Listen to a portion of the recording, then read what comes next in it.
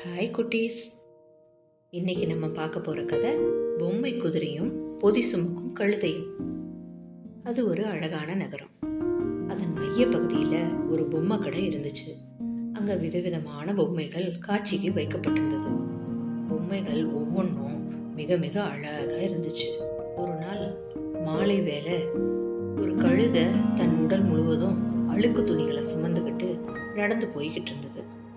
பாவம், அதனால தான் மேலே உள்ள பொதி சுமையை தாங்க முடியல. தான் விதியை நொந்தவாறே தள்ளாடி தள்ளாடி போய்கிட்டு இருந்துச்சு.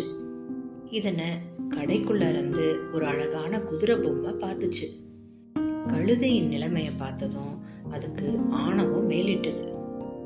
அதனை கேலி செய்ய நினைச்சுது. கடையில் இருந்தவாறே, கழுதையாரே, தங்களோட நிலை ஏன் இப்படி ஆகிடுச்சு? என்ன பார்த்தீங்களா? நீங்க கடுமையான வெயில்ல பொதி சுமந்து போறீங்க. ஆனா நானும் குளுமையான இடத்துல மிக சந்தோஷமா இருக்கிறேன். என் அழக பலர் பார்த்து பார்த்து வியந்திருக்காங்க. என்னை வாங்குவதற்காக போட்டி போடுறாங்க. நான் ஆண்டவனால ஆசீர்வதிக்கப்பட்டவன். அதனால தான் எனக்கு இப்படிப்பட்ட வளமான வாழ்க்கை, சொகுசான நிலைமை. நீர் என்ன பாவம் செய்தீரோ, உங்களோட நிலைமை இத்தனை கேவலமா ஆயிடுச்சு.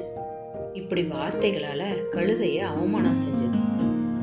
ஏற்கனவே புதிய சுமக்க முடியாம சுமந்து வந்த கழுதைக்கோ கொஞ்சம் ஓய்வு தேவைப்பட்டுச்சு. தன்னைத்தானே ஆசுவாசப்படுத்தி கொண்டு கொஞ்சம் இளைப்பார நினைச்சது. ஆணவம் பிடித்த பொம்மை குதிரைக்கும் சரியான பதிலடி கொடுக்க நினைச்சது. ஐயா, பொம்மை குதிரையாரே, குழு குழுன்னு கடைக்குள்ள பாதுகாப்பா இருந்தாலும் ஒரே இடத்துல தானே இருக்கீங்க. இன்னைக்கு இந்த கடையில் இருப்பீங்க, நாளைக்கு வேற எங்கோ ஒரு இடத்துல இருப்பீங்க. உங்கள்கிட்ட எந்த முயற்சியுமே இல்லையே. ஆனால் நான் அப்படி இல்லை. என்னுடைய அன்றாட வாழ்க்கை பயணம் ரொம்ப கடுமையானது தான். பசி, பயம், வேதனை, அடி, அவமானம், ஆபத்து, இப்படி பல உணர்வுகளோட நான் தினமும் போராடுறேன். ஒவ்வொரு நாளும் புதிய அனுபவங்கள், புதிய இடங்களுக்கு போகிறேன். அது மட்டுமல்ல, உங்களால் ஓட முடியாது.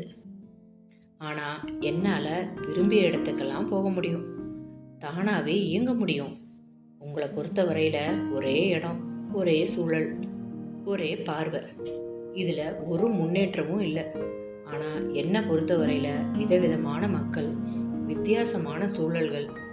நான் வாழ்கின்ற வாழ்க்கையில் ஒரு அர்த்தம் இருக்குது.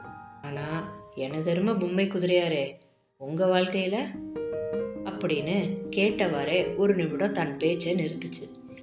இதை கேட்டது தான் பொம்மை குதிரையோ முதலாக தன்னோட வாழ்க்கையை நினச்சி ரொம்ப வெக்கப்பட்டுச்சு.